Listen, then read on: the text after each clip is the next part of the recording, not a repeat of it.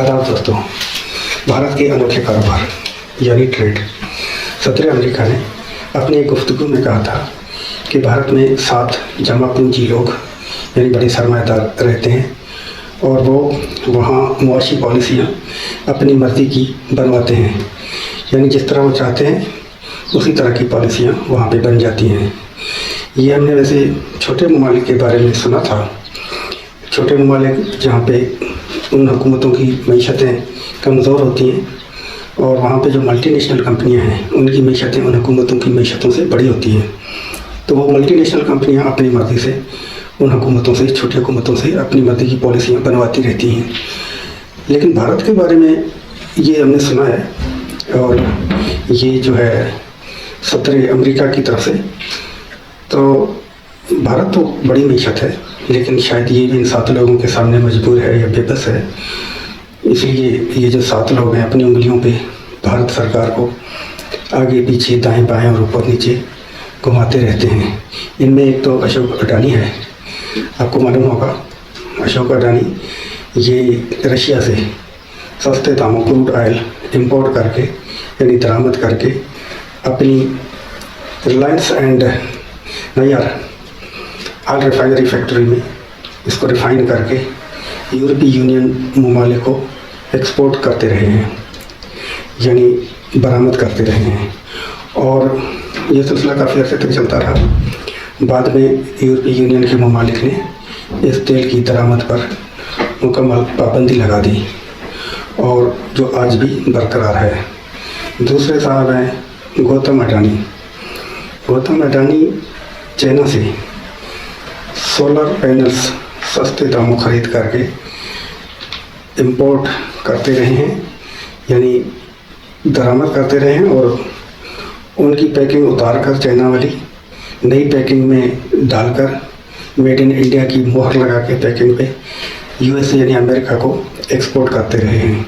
यह सिलसिला भी कुछ हफ्ते तक जारी रहा और बाद में अमेरिकियों को जब पता चला तो उन्होंने इनकी दरामद पर यानी इंपोर्ट पर पाबंदी लगा दी, जो आज भी बरकरार है। और गौतम अडानी पर एक अमेरिकी अदालत ने बाकायदा फर्द जुर्म आयद कर दिया और उस अदालत को इस वक्त भी गौतम अडानी मतलूब हैं। तो ये सिलसिला यहीं पे थम गया दोनों का। हाल ही में यानी रिसेंटली सदर अमेरिका ने एक ट्वीट में भारत को चीटर्स और चोरों का मुल्क करार दिया था, या कहा था, यानी the country of cheaters and thieves.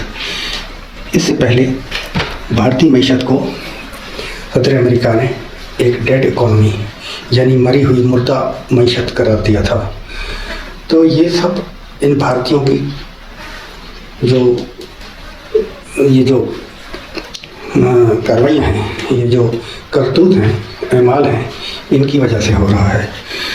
तो मीडिया का ये कहना कि चाइना रशिया से तेल खरीदता है उसके खिलाफ कार्रवाई नहीं हुई, मीडिया से मुराद भारतीय मीडिया, तो चाइना के खिलाफ कोई कार्रवाई नहीं की अमेरिका ने, सिर्फ भारत के पीछे लगा हुआ है। तो चाइना जो क्रूड ऑयल रशिया से ख़रीदता है तो उसको अपने मुल्क में ही कंज्यूम करता है, वहाँ पे खर्च कर देता है। वो किसी रिफाइन करके दूसरे मुल्क को एक्सपोर्ट नहीं करता भारत की तरह। ये भारत में जो चेले हैं सरकार के, जो ऐसे काम करते रहते हैं, मुल्क को जो बदनाम करते हैं, तो चाइना में ये नहीं है। तो दूसरी बात ये है कि चाइना चोर नहीं है। तो ये जो ट्वीट में लिखा है चीटर्स एंड थीव्स, इसमें एक और लफ्ज़ का इजाफा करना चाहेंगे, वो है झूठे। यानी भारत में झूठे भी बहुत है, झूठों का मुल्क भी है। बहुत कसरत से झूठ बोला जाता है, हकीकत से इनकार कर देना और झूठ बोलना, और झूठ बोलने को ये फ़ख्र महसूस करते हैं और इसको अक्लमंदी समझते हैं और ये झूठ बोलकर बहुत खुश रहते हैं बाद में अपने दिल में कि हमने फलां को झूठ बोलकर धोखा दिया, यानी इसको एक कामयाबी समझते हैं अपने लिए। तो ऐसे मुल्क में ऐसे लोग हों तो उस मुल्क की क्या इज़्ज़त रहेगी दुनिया में, क्या उसका वक़ार रहेगा, क्या उसका आनर होगा, तो उसकी डिग्निटी क्या होगी। वैसी ही होगी जिस तरह इस वक्त भारत की डिग्निटी है दुनिया में।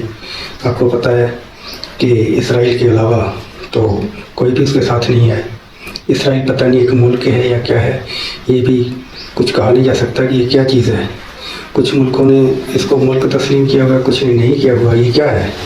उसके साथ इसकी फ्रेंडशिप है, क्योंकि ये दहशतगर्दी से निपटने के लिए या जंग में जो है ना, इसको भारत को थोड़ा मैंने टिप्स देने की कोशिश करता है, भारत से टिप्स लेने की कोशिश करता है।